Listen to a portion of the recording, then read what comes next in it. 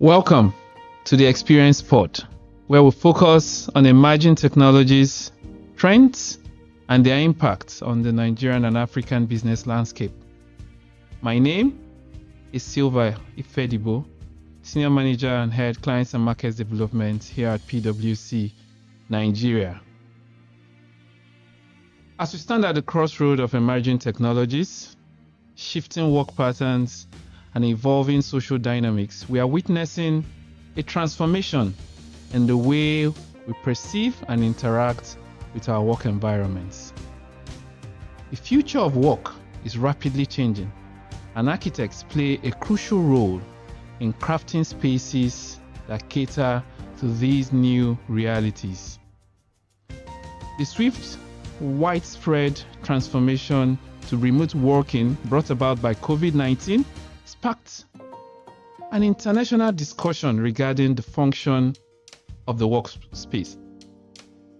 Business executives now have a once in a century, if you like, chance to fundamentally redesign the workspace and boost productivity as a result of the emergence of new methods and locations to work. Equally, the Great Resignation and the whole new idea around hybrid working has produced a lasting influence on how the workplace of the future would look, feel, and operate, especially in a post-COVID world. In order to attract and retain the best talents in today's world, especially with the competition and race for skills, businesses and decision makers urgently need to design spaces that are flexible, employee-centric, and prepared to support them in this new world of work. Architecture and design will become more and more crucial as the workplace of the future takes on a new shape in response to the continuous transformation of the working environment. By understanding and foreseeing trends and emerging technologies, architects and designers can create very creative workspaces that answer those questions and tick all the necessary boxes these changing needs of the business and individuals in the workplace presents. Great innovative architecture examples of workspaces are the Build Center in Seattle, known as the greenest commercial building in the world. It shows architects are very innovative. That building incorporates the renewable energy sources, energy efficient technologies, and green building materials to create a workspace that minimizes environmental impact. Another great example is the headquarters of Microsoft in Redmond, Washington. It has enabled a flexible activity-based workspace design that allows employees to choose the environment that best suits their needs, promoting productivity, collaboration, and increasing, of course, a good feel at the workspace. These are a few examples of workspaces and how these workspaces are evolving. But back home here in Nigeria, we also have great examples of workspaces that combine both innovation and this thinking of the future. A great example is SpaceFinish, which has evolved and redefined workspaces from the traditional offices that we all know. SpaceFinish has brought in innovative thinking that goes beyond just the aesthetics of workspaces to designing and building workplaces that aligns with the organizational purpose, mission, and strategy in a bid to boost performance of their staff. Sitting at the helm of affairs is Remi Dada, the CEO of SpaceFinish, a design-build Nigerian company specializing in office interior architecture geared towards building innovative and collaborative workspaces that redefine the way workspaces and offices look and feel, thus bridging the gap between on-site, off-site, and hybrid workspaces. In essence, designing and building places that define the future of work. It is now my pleasure to welcome Remi Dada to Experience Pod. I'm welcoming you back to one of your spaces. How does it feel to be back here? It's actually a pretty good design. Just walking around, we're sent back down memory lane and just felt like me experiencing a game for the first time. Great. Yeah. We're very pleased to have you here again. And I'm glad to be here. Great. So let's start with some background, really. Why architecture? Why this area architecture? What really inspired you to start SpaceFinish? Well, so from a very early age, I've always been very interested in creating something out of nothing, but more so creating things that I felt influenced how people experience the world, right? So naturally, I studied architecture and I practiced in the States for a couple of years. But an interesting part of the story is I actually quit architecture. I left architecture in 2008, mainly because I just felt like there was also a lot of design talk without the business solutions to it. And I just felt like as a result, it wasn't a career path that I felt was going to empower me to drive impact. Okay. So I left and I quit and I was done with it for good, forever. So what brought you back? And then I went to business school to get my MBA, ended up working for Google. Yeah. Worked for Google for about 6 years. And within my capacity working at Google, I got to experience what a truly amazing workspace design is, as I got to travel across different Google offices across the world. And I had the opportunity to redesign the Google office in Nigeria because at that point in time, the office was not reflective of what you expect of Google office globally. So got into doing that, and that led us down this journey. Great. So from studying architecture, quitting at some point, coming back to it, to the present day, what has changed in the way designs are made, right? So, architecture has been around for thousands of years. Yeah. Go all the way back to the Colosseum or the Great Pyramids. And the core essence of it hasn't changed. It's about shelter for humans. For humans, yes. It's about protection. It's about a space where people can be productive, right? That hasn't changed. So the core never changes. But what has happened is everything has changed in our own world and how we react to it. How we react, okay. Right. So in the sense of if you zone into workspaces, right, we know that pre-pandemic, the way people function in offices was very, very different. So if you go back to pre-pandemic, the way people function in offices was very, very different. And now, as you know, the whole world has changed.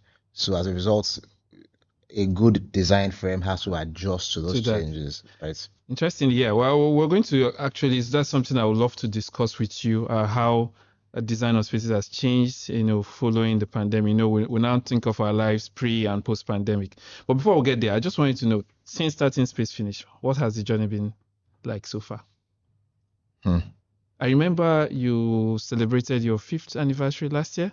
Yeah. So congratulations. And thank you. 5 years old. Yes. SpaceFinish has been a very fulfilling and interesting journey because, for one, we get to work with clients like a PwC. We get to impact how the many talented people that work in the organization achieve their goals, and by proxy, how PwC impacts its customers. So we're seeing the work that we're doing being amplified through our customers. Okay. And we've gone on a very interesting journey with the different clients that we've worked with. We've also gotten to do things like the airports. We've done 2 international airports. And the way we always measure our success is by the impact. So to date, we are counting millions of people that have gone through the airports, that have experienced the work that we've done, that we've had a positive impact on. And then many corporates, from the tech startups to the large-scale companies in the tech space like the Googles and the Facebooks and the Twitters, getting to work with this kind of clients and understanding the impact they are doing for their customers allows us to feel a very strong sense of fulfillment. I must say, yes, I fly through the international airport and I've experienced one of those spaces, just as I'm experiencing the PwC Experience Center as well, right? So, I'll put that in summary to say you don't just create spaces, you enable businesses, right, to help them achieve their game. Brilliant. But then in coming up with your creative process, your design concepts and all, what is the process like? Do you just maybe you sleep and you wake up and yes, you got it? Or is there some kind of serious brainstorming and ideation process with your team that goes into it? Is it an iterative process? How involved is the client and all of that? In coming up with this amazing podcast, how did you put it together? Okay, I'll throw back the question. Right back to me, right? Oh God, I have a fantastic team I work that's working on this. So you have and your team, you guys work together, and you of course work together. The same situation. Great. I have a fantastic team of people, right? Architects, engineers, developers, different folks, and together we create. Great. Right? It's the same. It's the same process that you guys go through. Gotcha. Great. So cool. So now, I mean, we talked about COVID earlier, and I want to go, into it now. How has designs changed, given the change in how workspaces operate, right, and human behavior in the workspace? So how has that impacted the design of workspaces? So we all know COVID was a very, very challenging and bad thing that's happened, right? And through that, the world has evolved and changed. Now, the interesting thing that I always think of is, prior to COVID, let's say that architecture as a whole, globally, was way ahead of places within Africa. I mean, the ethos of design in Africa has always been one, but I'll say over time was probably lost, set to mimic what we saw in the Western world. Sure. But it's safe to say that they were more advanced, right? Especially workspaces. See, what the pandemic did was it reset it. Everyone was back to ground zero. Came back to right, and because we're all back to ground zero, the other thing that's quite interesting, nobody knows what the heck they're doing. Oh wow! All the big companies, the small companies, no one knows what they're doing. Okay, so the pandemic revealed that, or forced that. The pandemic threw in a very unique problem that no one has ever experienced before, and everybody was forced to try, and the key word is try, to solve it. And it was a problem that was a moving target. Correct. So it was there's a point where it was fully remote because of that health concerns, and there were times where people needed to come back to the office. How do we get them to come back? And there was people saying, I don't want to come back. And there were people saying, I hate being at home, I'm now depressed. And people were saying, we need to go back to the office because we're losing productivity. So the target has always been moving, right? But the interesting aspect of how SpaceFinish has approached this is we've approached it like a social experiment.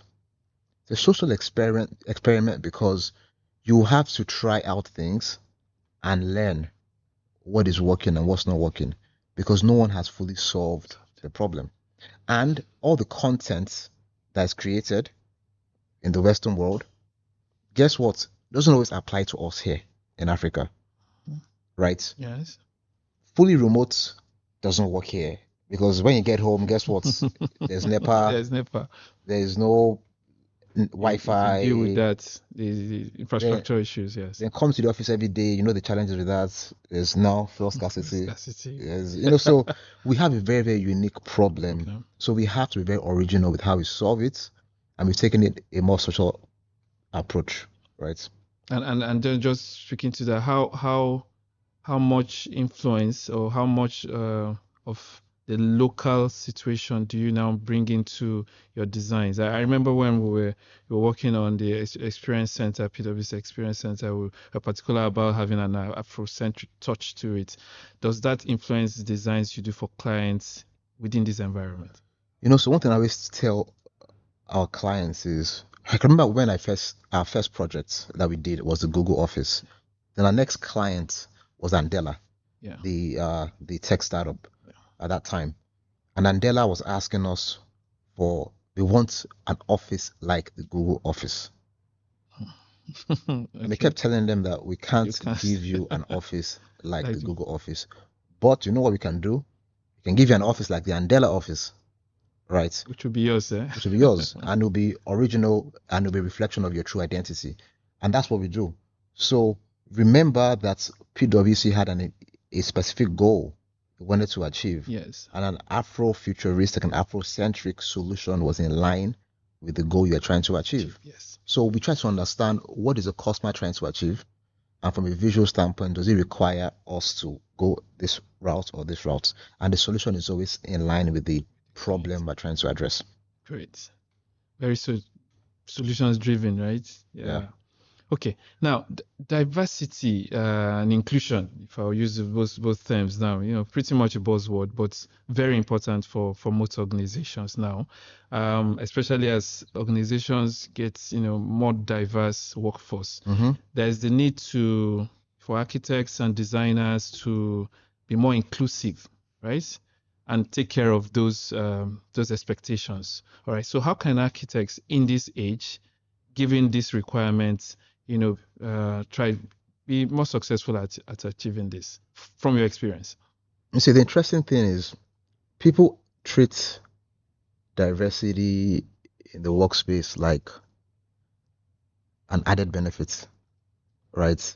And what I've always thought about, or they treat it as something that they have to accommodate, a sense of accommodation. Yeah. Let's accommodate Let's different people. Yeah.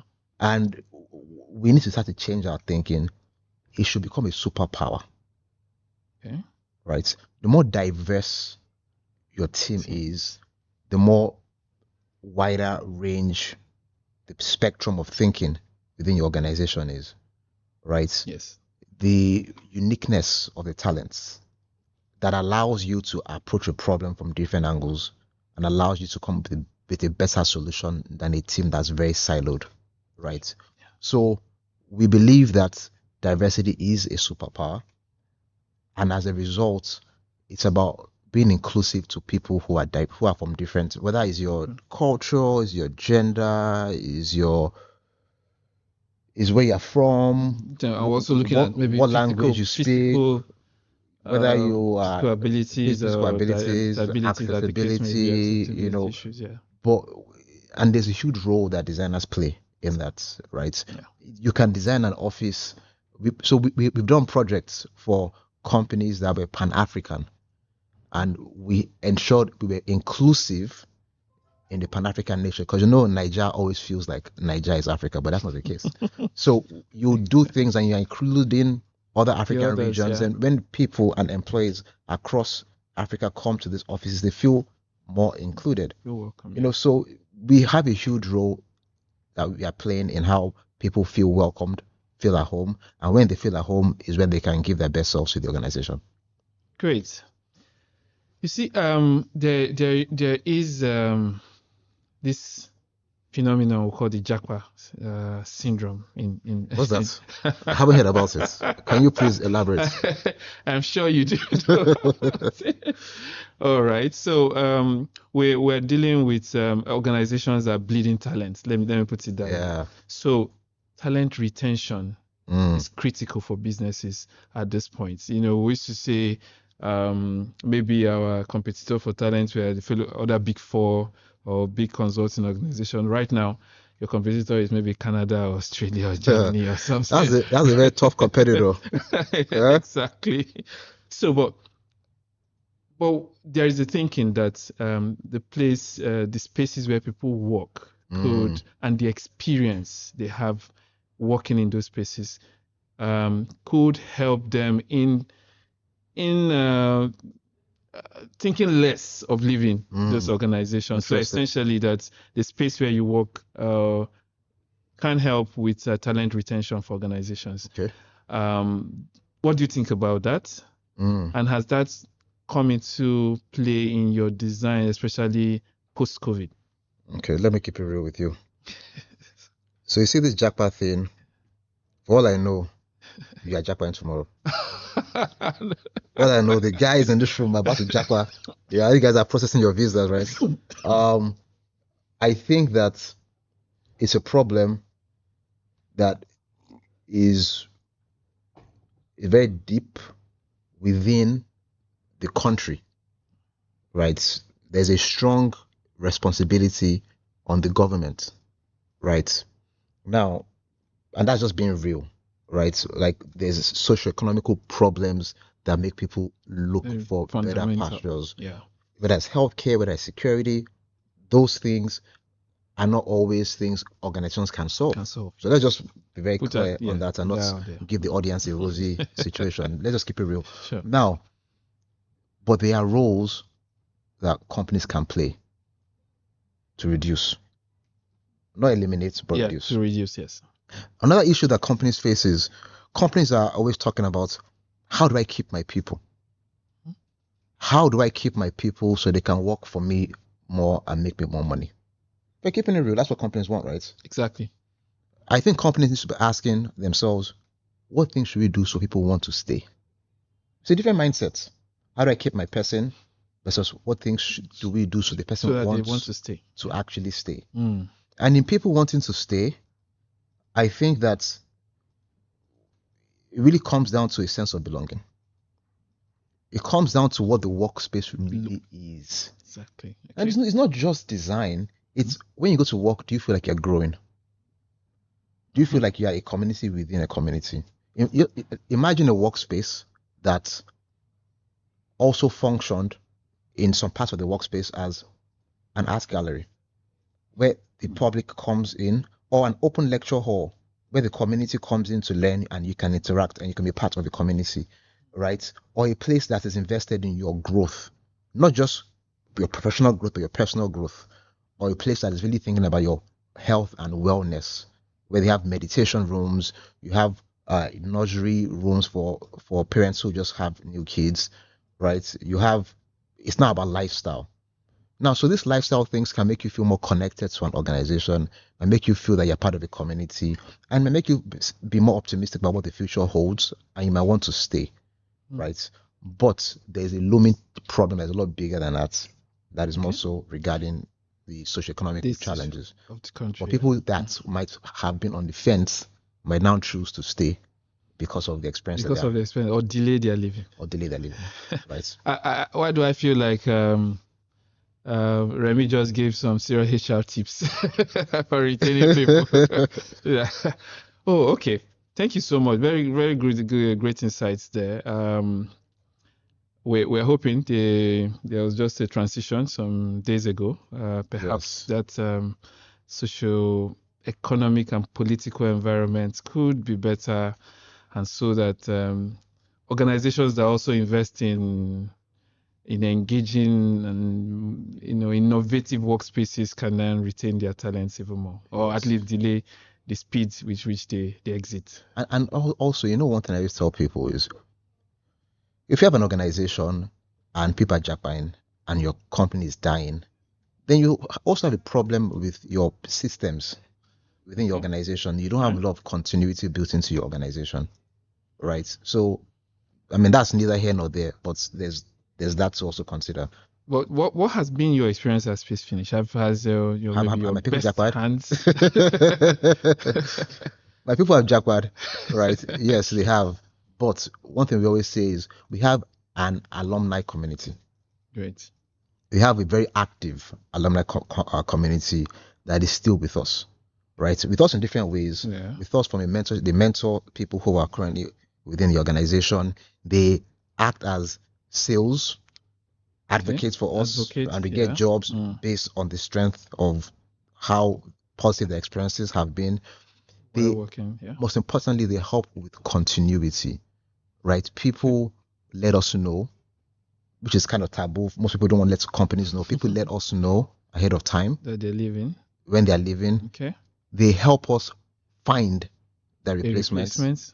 They help us screen to ensure that they have the right person, right? They help us on board, and they stay communicated and committed even when they're not around. Okay. Right? Because people are thinking they don't want to break what they've built. And if you're building something and people are really empowered, you want to break what you've built. So you want that continuity. The sustainability of it. And as soon as we realized that, Jackpot was less of a problem. It was more so our systems, because you can't prevent that fully. Yeah. More so our systems on how there's continuity and the impact is less. Okay. let me go into speaking about technology, and that relationship with designs. Let me start by asking: is there a room, still speaking about Jackpot now, for perhaps some of your best talents to have left the physical environment Mm-hmm. but still work with you, and with technology enabling that process? Is that an experience SpaceFinish has explored, or what maybe other design and architects might want You're to asking for use? our secret formulas that make us successful as a business. We're looking at how technology can enable such So, an arrangement. I always tell people that ideas are very, very cheap. So I'm never scared to give ideas. Great. Execution is what is very Execution is difficult, what right? makes the difference. Yeah. So the things that we do is we first we build databases of content that allows for easy deployments. So that's one. We build systems that make our work very, very dummy proof. That anyone should be able to pick up our systems and implement. Implement, yeah. And we ensure that no one is holding all the knowledge within the organization.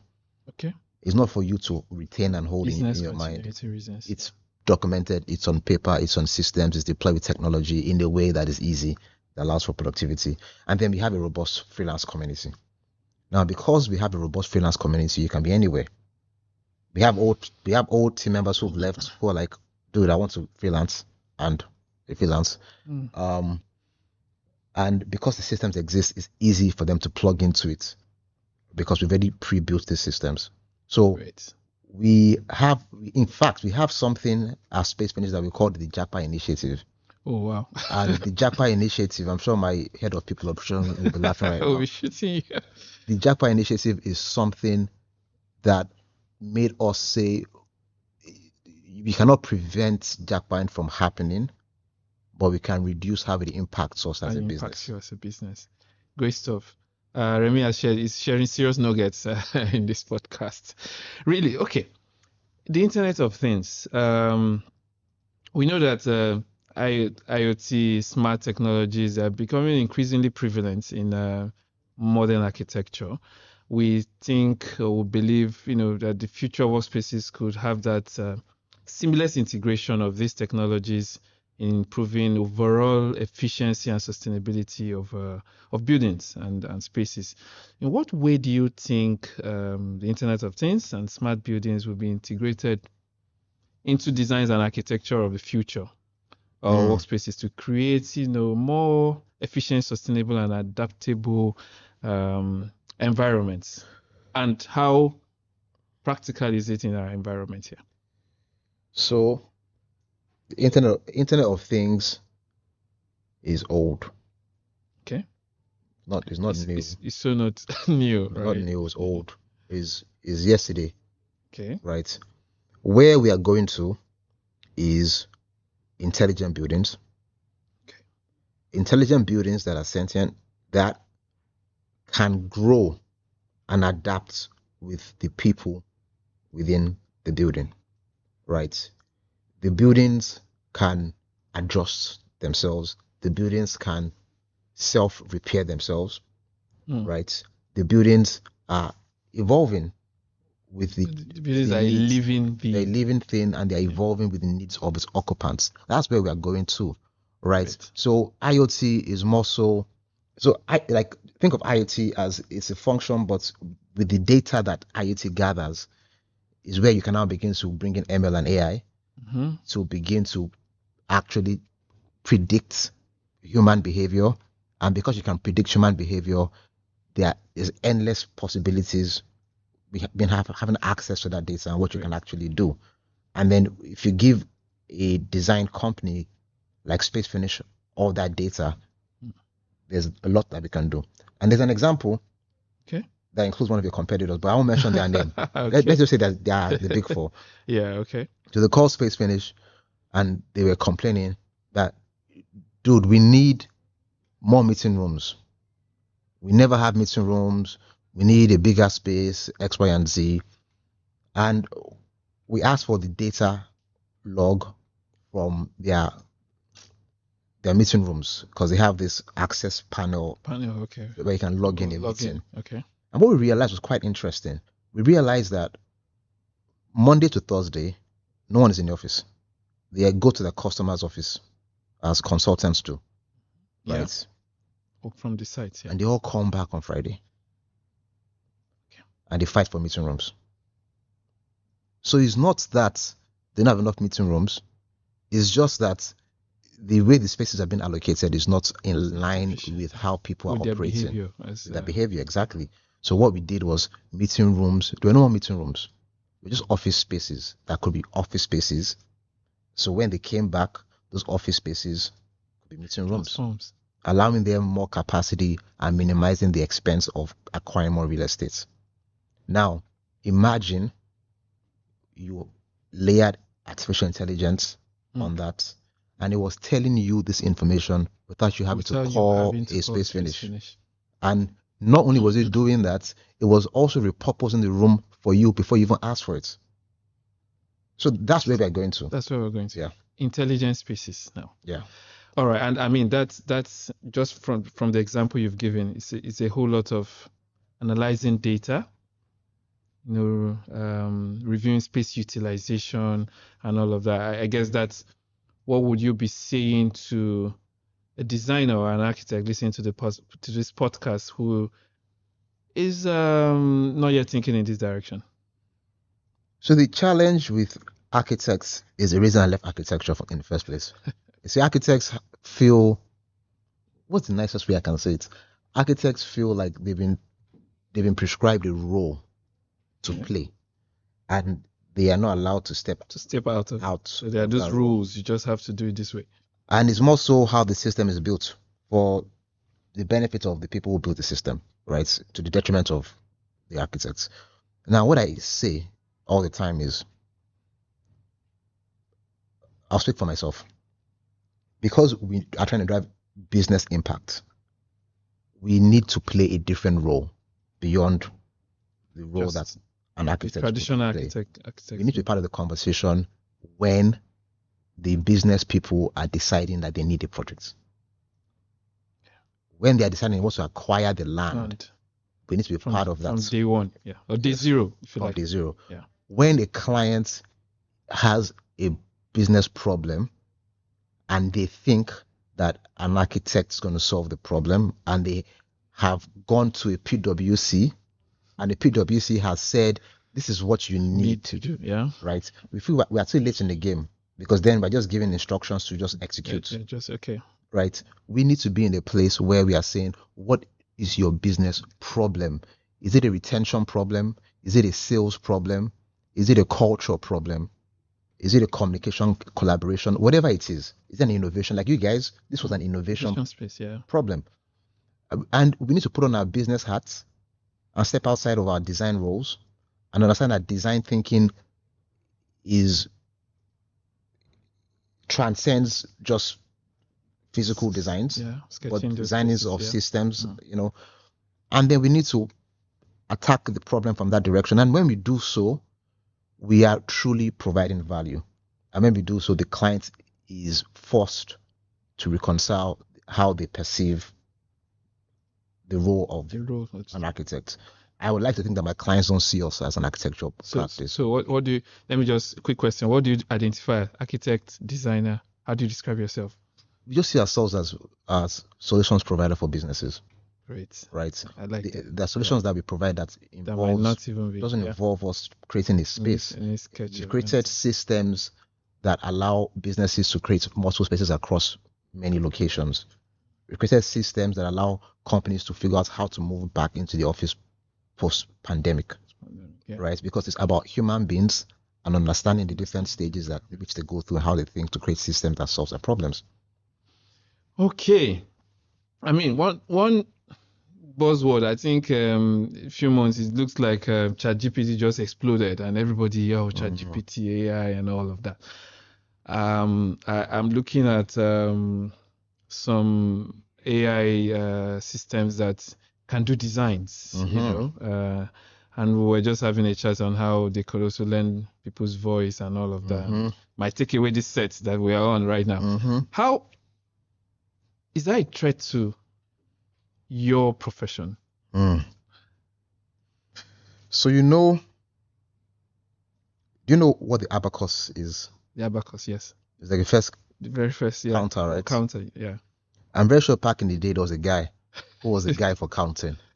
Right? Who was the expert? He was the expert of counting, and the abacus came and displaced and or made him look could have displaced person's mental state could have displaced him or Yeah. could have empowered I him. empowered him. Okay. Right. And then we go on and look at calculators. Right. Yeah. Remember when I was in primary school, I had to learn the times table. Timetable. Yeah, at the back of the notebook. Yeah, very, very pointless thing to do. I mean, I don't know. Maybe if I'm stuck on an island, I might need that skill set. But right now, today, we have calculators in our watches and our phones. So it didn't displace the person calculating. It empowered people and gave people more tools. You look at Excel. In Excel, I'm sure you use Excel spreadsheets, Sure. right? Yes. It empowered people. Technology always empowers people. It just depends on what side of the lane you choose to stand on. If you choose to stand on the side of the lane where you feel that your contribution was just this activity that technology is replacing, then you are obsolete. But if you are looking at this as a tool that allows you to solve a problem, then you are heavily empowered. If I had a software and I could press a button and it can give me different iterations of a floor plan, guess what? I can solve the problem a lot better. I can spend more time thinking about other aspects of the problems that I would have to just have crunched in given my limited timeline. I can think about more things that are more personal, things that are more branding related. There's so many things that you can do with that time. So I, for one, am super excited. Or your staff might not be, because if you have a button that you can press and gives you the design, you might be taking away someone's job. And then that is the staff's decision on what side of the lane they want to stand on, right? If remember, as I studied architecture, and I was never fully aligned with the role or the box that they said I should play in. Right? I was always thinking about the problems that the world needed to be solved. Right? So it's an individual thing. It's how you see it. It's how you see it and the value that you think you are bringing to the table. Right? How you convert that threat into maybe an opportunity for you. Exactly. To evolve. Okay. So look, technology is doing what tech wants to do. Like, look, we live in a capitalist environment, and money is going where money wants to go. Money is going towards productivity. No emotions. It's true. Money is going towards productivity, and human beings want to be more productive so they can solve their problems and they can have better lives. And you have to ask yourself, if you are standing in the way of technology, you're going to lose. If you're embracing and adapting and evolving and figuring out the problems that this tech allows you to solve, then you're going to do amazing things. And that's why I'm excited about the AI revolution. Great. I think the punchwork is embrace, adapt, and evolve, right? Yes. Great. Now, but with everything technology, comes the issues around cybersecurity. People need to feel safe. Systems need to be safe. Data needs to be safe, and all of that. So, is this something that the architects and designers should be taking into consideration, especially as we evolve into this intelligent, era of intelligent buildings, and how can they do this effectively? I think absolutely. You see, the funny thing with innovation is innovation helps you solve your problems, but it helps you create new problems. Exactly. And that's just how you never solve, you just exchange to slightly better problems. And that's what we're talking about. Because if everything gets digitized and buildings are now super intelligent and IoT is what it is and I'm capturing data, all that stuff, then security is not a problem because you can be hacked. Right? If you had a lock on the door, you couldn't hack my lock on the door, but now if I have a digital pad, you can be hacked. Can't do that. Yeah. So to answer your question, I think designers absolutely have a responsibility in this area. I think that there are so many interesting and exciting things that are coming in the future. One is integrating biometrics into buildings in a way that we haven't thought of before, right? So yes, we know those fingerprint scanners, but there could be iris scanners, there could be heartbeats that measure your unique heartbeats. There could be different things that could be part of the architecture. They might not even be as visible to you. You might just walk into a room and it's synced with your setting of the way you like the lights, the way you like the AC, the temperature, your coffee, all that stuff can be done, right? There's also architects designing what I call black zone rooms that don't allow for Wi-Fi access, right? For things that are highly confidential, to reduce the chance of you being hacked, right? There is a lot of, if you're gathering all this data, you now have to now think about things like blockchain, right? So a decentralized way to secure the data. Yes. And that's where you begin to piece in the different technologies and how it can help. Or you are looking at some quantum systems, because if quantum computers are going to be what they say they're going to be, you might need quantum systems to help you prevent being hacked by. So the list is endless in where cybersecurity is going to and the roles that architects are playing. I think that there are professionals in those industries that architects need to begin to align with. And if they work together, they can create a space that does what it's supposed to do, help the occupants to achieve their goals, thrive, be safe. And how much of these new concepts, if you like, should maybe architects want to go into knowing themselves? So I think that you can't know everything. You should know what you need to know, and things that you don't know, you should call the experts. You should call the experts. Collaborate. You should collaborate. You should partner, right? So, for example, we don't manufacture IoT devices. Exactly. But we have partners that we will work with that understand what the brief is, right? So you should have security firms that you should work with that understand what the brief is, and you guys should collaborate together. The issue is when you have a blind spot and you don't even know that. And you don't even know that you can engage a security partner to help you think through these things, right? And I think that's how you learn. You learn as well. And I think collaboration is really key. If you can't also be a jack of all trades, you really need a professional. Yes, you can't. So what's SpaceFinish up to? What's new? SpaceFinish, yes. So I'm wearing a very cool t-shirt today. Okay, yes. Yeah. I see that. Yeah, so SpaceFinish is up to a lot of things. One of the key things that we are doing is we are releasing new products to the market.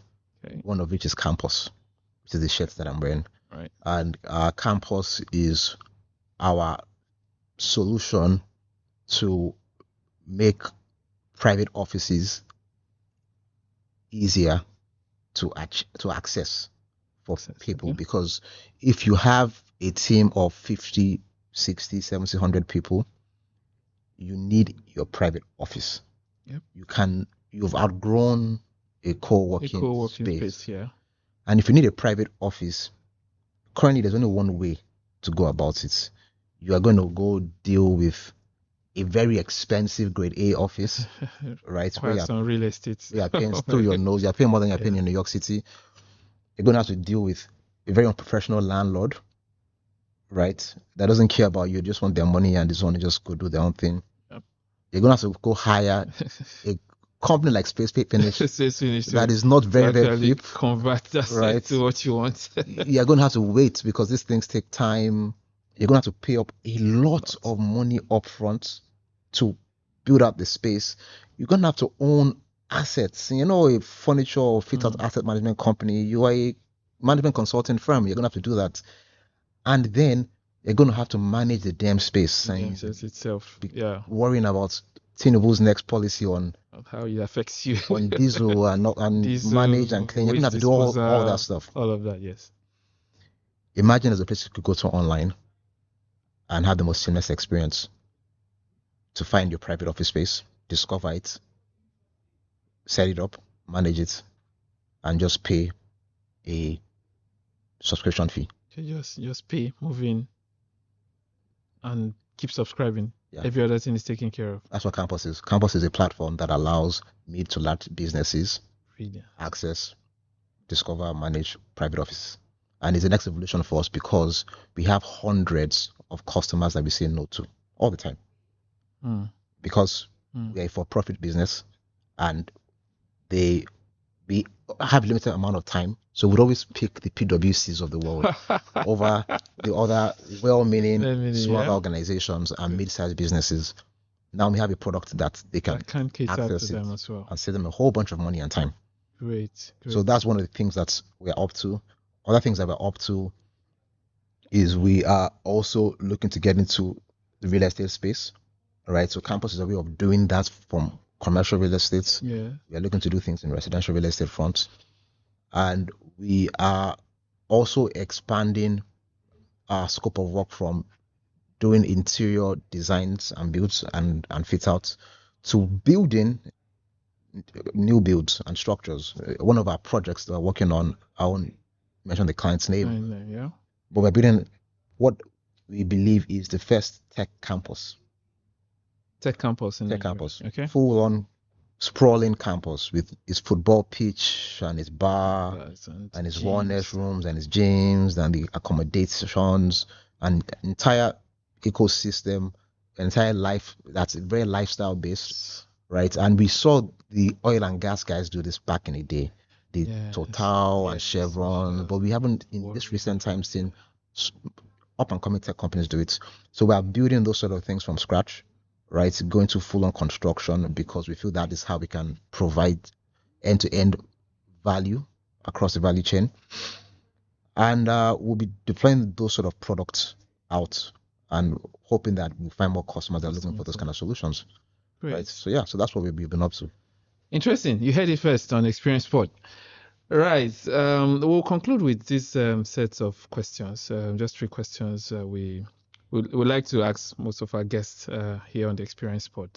So people make predictions, and someone like you as a CEO, you make predictions on how your business is evolving, your industry is, the trends within your industry and where it will be in a few years. So the question is, what was the last prediction you got wrong? So there was a time where I felt that VR was that the time for VR had finally arrived. Okay. And we're going to see VR move from a niche product to a mass market. That is virtual reality. Yeah, virtual reality. Yeah. Virtual reality and augmented reality. And augmented reality, okay. It's going to become a mass market product, right? In which a lot of the things that we've seen happen would become a reality. A thing where when your mom or your dad is using VR, you know that it's gone viral, right? Like WhatsApp is right now. Yes. Okay. But I think that's wrong. I don't think the product. I think the product is still many years ahead. Many years. Right. Okay. All right. So that's one prediction. Yeah. They didn't come out quite right yet. Yes. Okay. What is one view you seem to find very few people agree with, but you agree with it, but perhaps your colleagues, people you interact with, your family? So I'll speak from my profession. Okay. Within my profession, amongst other architects, I feel that my own personal view is you build an organization to fire yourself from your roles and responsibilities. Okay.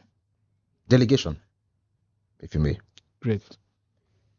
I feel like you build those systems, you build that clock that operates without you, right? That to me is the ultimate goal. The ultimate goal, okay. Right. Because it frees up your time to go do so many other things and add values in different ways, and you begin to work on building your business, not just work inside your business. Become more strategic. And a lot of people don't agree with that. A lot of people, and there's no right or wrong answer. It's just my preference. A lot of people feel like, no, you got into this job to design. You want to You need to design be and hands-on, focus hands-on, on and it. but I feel like you can't really drive the largest impact that way because your time will be so spent on doing individual tasks versus doing things on a much larger scale. So I know I've said that. Maybe some people might feel nobody can bring your idea to life more than you can, so you have to be fully involved. It's a fallacy of growth. Okay. You have to let go, and the guys that you let go to would not be as good as you. They'll do it their own way. They will do their own way. But if you are a master builder, you would eventually get to a place where you have people who are way, way, way, way better than you doing what you were doing. Great. Right. And if you have the sense of duty that I feel like I have, you need to get your solutions to more people. There's no reason for us to do campus. We can just rest on our laurels and keep on doing what we're doing. Yeah. But we feel like, why are we turning down a lot of companies that want our service? We need a solution that is faster and more affordable. Right. And I can't build that if Remi, Dada is with the pencil designing your chair for you all the time. All the time. We have to empower the amazing, talented architects and designers that are up and coming. Yeah. Teach them, give them the platform and the tools so they can do. Allow them fly. Exactly. Okay, so with all these things we do on the experience spot, every guest leaves a question for the next guest. So we have a mystery question from the last guest, and you will also be leaving a question for the next guest.